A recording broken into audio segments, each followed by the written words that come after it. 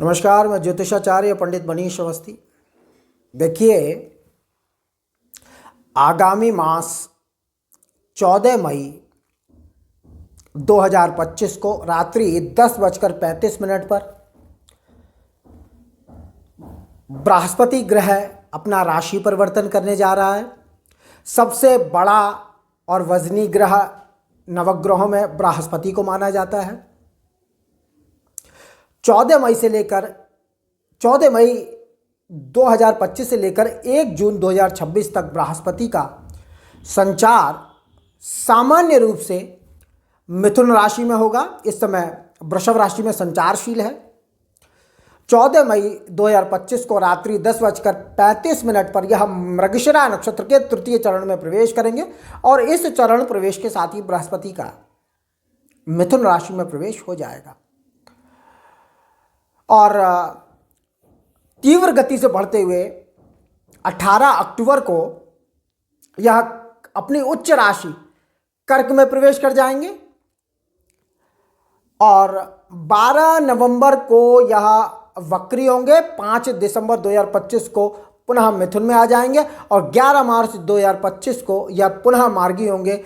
1 जून 2026 को यह सामान्य रूप से अपनी उच्च राशि कर्क में प्रवेश करेंगे। मिथुन राशि में संचार करता हुआ बृहस्पति उच्चाभिलाषी भी होगा। उच्चाभिलाषी ग्रह बहुत अच्छी स्थिति में और ताकतवर माना जाता है। देखिए, बृहस्पति अंगिरा के पुत्र हैं, महर्षि अंगिरा के, जिन्हें ब्रह्मा के समान तेजस्वी, प्रतापी और ज्ञानी माना जाता है। फलतः बृहस्पति भी उन्हीं के समतुल्य, उनके पुत्र होने के नाते उन्हीं के समतुल्य विद्वान, सात्विक मनोवृत्ति के और शुभ वृत्ति वाले माने जाते हैं। देवताओं ने इन्हें अपना मार्गदर्शक, चिंतक और अपना आचार्य स्वीकारा। यह देवताओं के गुरु माने जाते हैं। बृहस्पति धन के, भाग्य के, संतान के कारक ग्रह माने जाते हैं। अगर जन्म पत्रिका में अच्छी स्थिति में है तो निश्चित रूप से व्यक्ति धन धान्य से संपन्न, भाग्यशाली और संतान सुख से युक्त होता है। बृहस्पति अच्छी स्थिति में हो तो व्यक्ति का जीवन सम्मान से युक्त होता है और आजीविका सम्मानजनक होती है।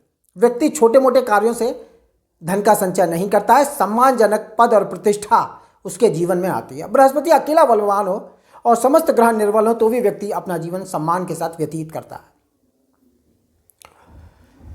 बृहस्पति अध्यात्म के कारक ग्रह माने गए हैं। पारलौकिक सुख, अध्यात्म, धर्म के कारक ग्रह बृहस्पति को माना जाता है। वृद्धावस्था के कारक हैं। जन्मपत्रिका में बृहस्पति अच्छी स्थिति में और निश्चित रूप से वृद्धावस्था सुखद होती है और व्यक्ति धन और धान्य से संपन्न जीवन जीता है। परंतु बृहस्पति ग्रह अगर प्रतिकूल हो, जन्मपत्रिका में खराब हो, तो निश्चित रूप से व्यक्ति नाक, कान, गले और नजले की बीमारी से प्रायः पीड़ित देखा जाता है और मोटापे की शिकायत रहती है। चर्बी जनित विकार व्यक्ति के जीवन में रहते हैं और उसकी शिक्षा अपूर्ण रहती है। शिक्षा में बाधाएं आती हैं। समाज में और परिवार में उसका सम्मान नहीं होता है अगर बृहस्पति आपकी जन्म पत्रिका में कमजोर स्थिति में है। बृहस्पति बलवान स्थिति में है, यानी जन्म पत्रिका में धनु या मीन राशि का होकर बैठा हुआ है। विशेष रूप से चूंकि यह वीडियो मैंने मेष राशि के लिए बनाया है, मेष राशि या मेष लग्न के जातकों की जन्म पत्रिका में बृहस्पति भाग्येश और द्वादशेश होते हैं। भाग्येश होने के नाते बृहस्पति योग कारक ग्रह माना गया है। त्रिकोणेश होने के कारण योग कारक ग्रह माना गया है। अगर जन्म पत्रिका में यह अच्छी स्थिति में है, यानी कि कर्क राशि का है, केंद्र में बैठा हुआ है, मकर का नहीं होना चाहिए, अपेक्षाकृत वैसे केंद्र में होगा, लेकिन मकर राशि नीच राशि 5 अंशों तक परम नीच में होता है। तो धनु का हो, मीन का हो या कर्क का हो, पंचम में हो, धन में हो, लाभ में बैठा हो और कर्क धनु मीन के नवांशा में बैठा हो शुभ ग्रहों के साथ दृष्टि युति करके जन्म पत्रिका में बैठा हो तो अच्छी स्थिति में होता है। और जिनकी जन्म पत्रिका में बृहस्पति अच्छी स्थिति में है होता है, बृहस्पति गोचर में जब जब शुभ स्थानों में आएगा निश्चित रूप से आपको शुभ फल प्रदान करेगा। जैसा मैंने बताया कि बृहस्पति 14 मई 2025 को अपना राशि परिवर्तन कर रहा है। मेष राशि और मेष लग्न के जातकों पर यह अपना क्या प्रभाव डालेगा? देखिए, मेष राशि पर 7.5 आरंभ हो चुकी है, इसमें कोई संदेह नहीं है। 29 मार्च 2025 से 7.5 के प्रभाव में यह राशि आ गई है, परंतु सभी के लिए 7.5 खराब नहीं होगी।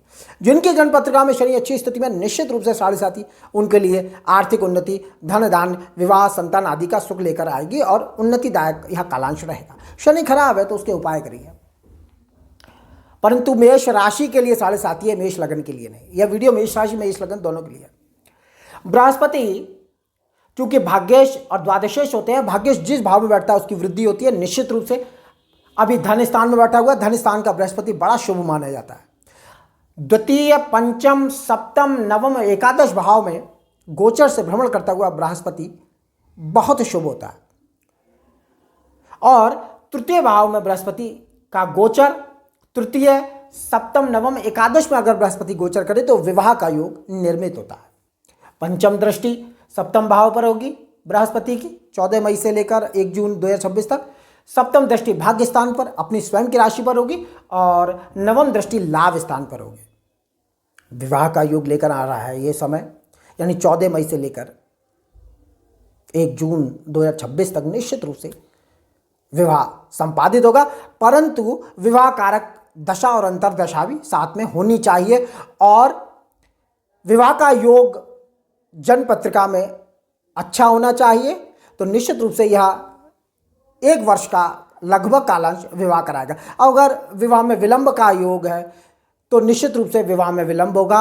और जिन लोगों की जन्म पत्रिका में विवाह प्रतिबंधक योग है, यानी जिनके विवाह का सुख ही नहीं है, शादी का सुख नहीं है, विवाह का योग नहीं है, तो उनके लिए फिर यह बृहस्पति भी विवाह नहीं करा सकता है। तो विवाह का योग हो, जन्म पत्रिका में विवाह कारक दशाएं चल रही हो, तो तृतीय भाव का बृहस्पति विवाह कराने वाला होगा। निश्चित रूप से विवाह संपन्न होगा 14 मई से लेकर 1 जून 2026 तक। तृतीय भाव जो होता है वह छोटे भाई बहन का होता है, पराक्रम का होता है, पुरुषार्थ का होता है। निश्चित रूप से उत्साह, साहस और पराक्रम बढ़ेगा। छोटे भाई बहनों का संयोग प्राप्त होगा, योग प्राप्त होगा।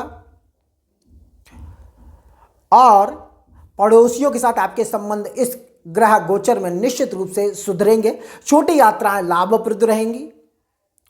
सेवक और सहायकों के सुख से यह 1 वर्ष का लगभग कालांश आपका व्यतीत होगा। निश्चित रूप से छोटी यात्राएं लाभप्रद सिद्ध होने वाली हैं इस कालांश में। और बृहस्पति तृतीय गोचर करता हुआ निश्चित रूप से धन धान्य की वृद्धि करेगा और इसकी पंचम दृष्टि सप्तम भाव पर यानी जीवन साथी के स्थान पर पड़ेगी, दैनिक रोजगार के भाव पर होगी। निश्चित रूप से जीवन साथी के सुख का संचार करेंगे बृहस्पति, इसमें कोई संदेह नहीं है। और रोजगार व्यापार में, दैनिक रोजगार में निश्चित रूप से वृद्धि करने वाला योग होगा। भागीदारी से भी आपको लाभ होगा।